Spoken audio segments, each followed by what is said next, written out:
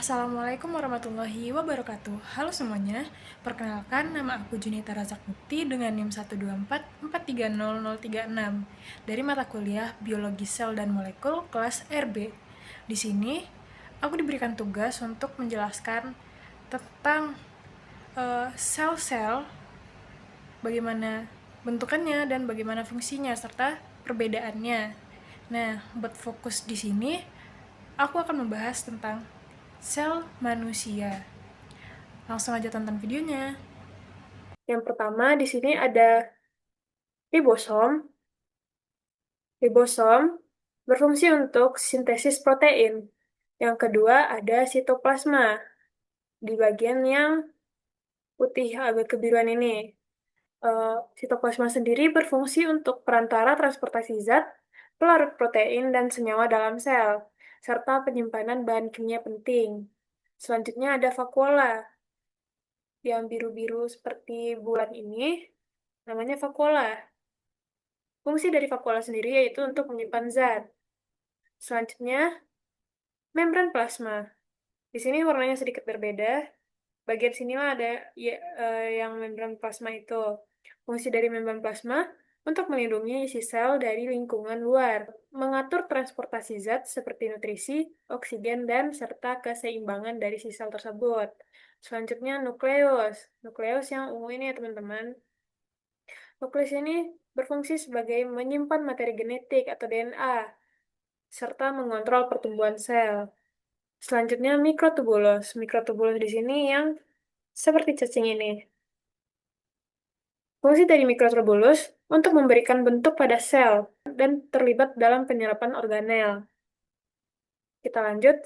Selanjutnya itu mitokondria, yang seperti cacing-cacing ini teman-teman. Mitokondria ini berfungsi untuk menghasilkan energi ATP untuk si makhluk dapat beraktivitas. Selanjutnya ada sentriol. Sentriol seperti lilin ini teman-teman, yang berfungsi untuk pembelahan sel dengan pembentukan benang spidel. Selanjutnya badan Golgi, yang seperti tumpukan benang ini teman-teman. Yaitu kompleks Golgi. Fungsinya untuk memproses, mengemas, dan mendistribusikan protein serta lipid ke tujuan akhirnya. Selanjutnya ada nukleus. Nukleus yaitu inti sel. Nukleolus.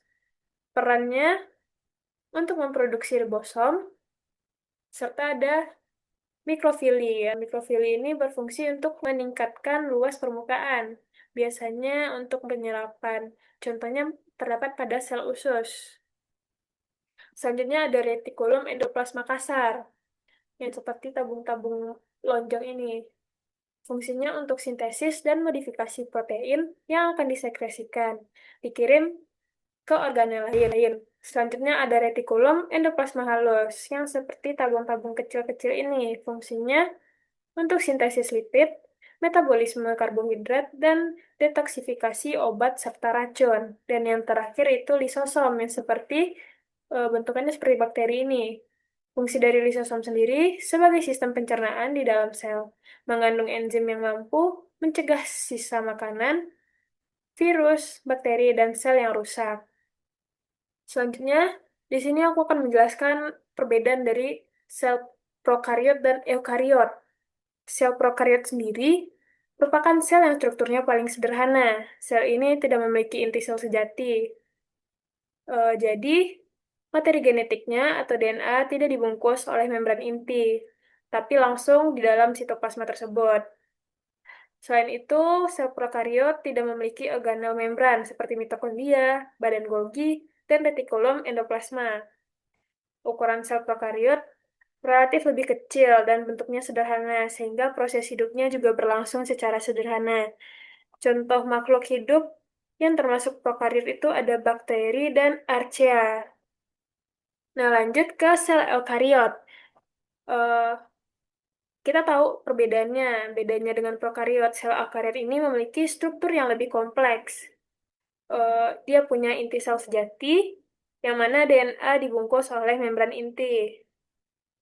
Lalu, sel eukariot juga mempunyai berbagai organel membran seperti mitokondria untuk menghasilkan energi, retikulum endoplasma untuk sintesis protein, serta badan Golgi atau kompleks Golgi untuk sekresi sel.